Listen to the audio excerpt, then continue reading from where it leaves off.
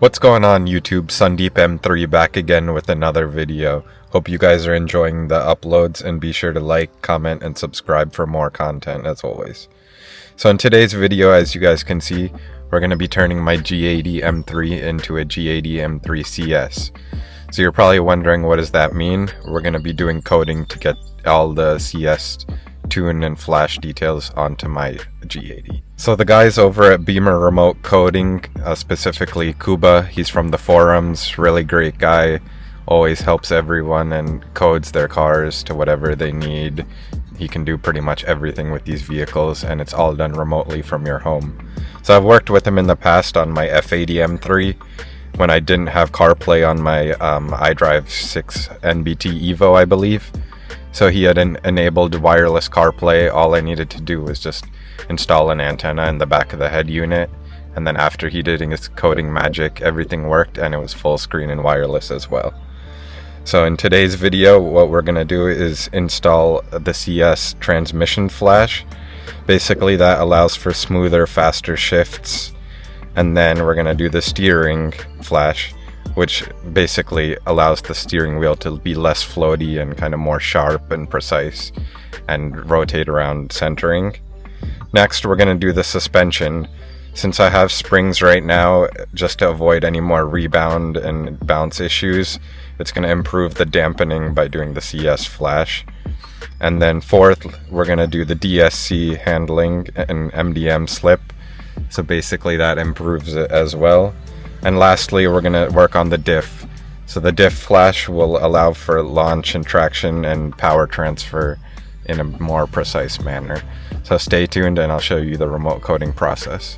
Before we begin the coding process, whenever you update your vehicle, you will lose the coding. So I'm going to end up turning off my iDrive updates since I don't really need them and they're very minor changes. So it's basically like when you're doing femto, you have to turn off the updates. So we're going to go into general settings right here, go down to data privacy and do individual selection. So scroll over, and then right here, if you scroll down to remote software upgrade, I'm going to uncheck that. So now it says right there, function deactivated, upgrades will no longer be available for your software. So go ahead and confirm, back out, and that's done. And then now as well on our phone, what we're going to do is go into the BMW app right here.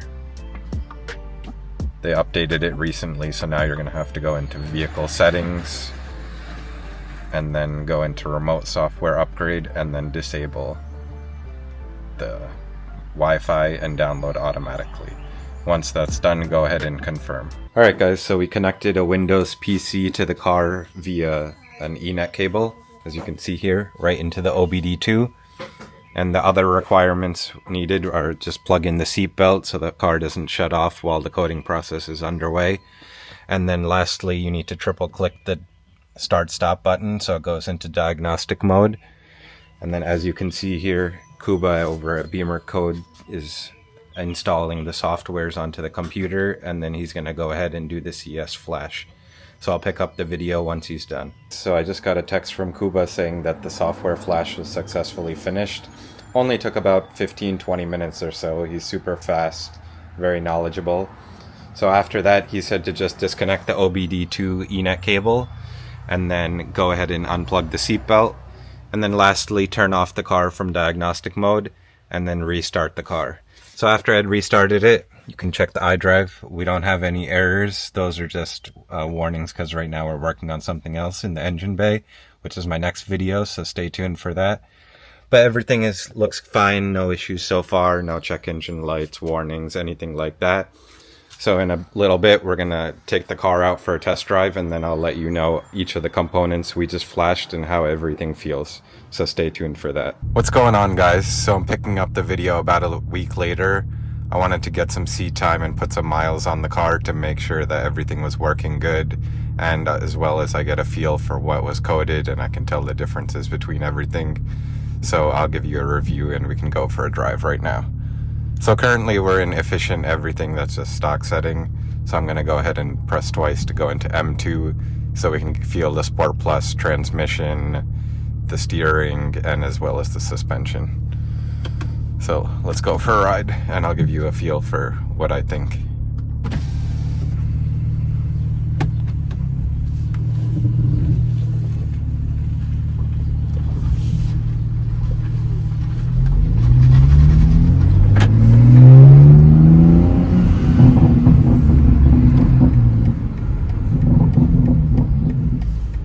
So let's start with the steering first.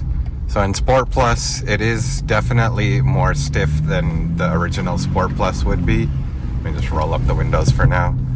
So back to what I was saying, Sport Plus steering, it's definitely more firm when you're just going side to side. It's not too firm, but it gives you more of a like sportier feel for sure than what was before, kind of like a Plus One. And I like that, as well as the rotational. So when you're doing a turn, I'll show you guys real quick when I'm making this turn. It kind of just goes back more to the center of the car, and you don't really need to do as much work as far as just if you let go like this, it just recenters itself much better and more smooth. So that's definitely an improvement in my books. Not like something that's required per se, but definitely a worthy upgrade.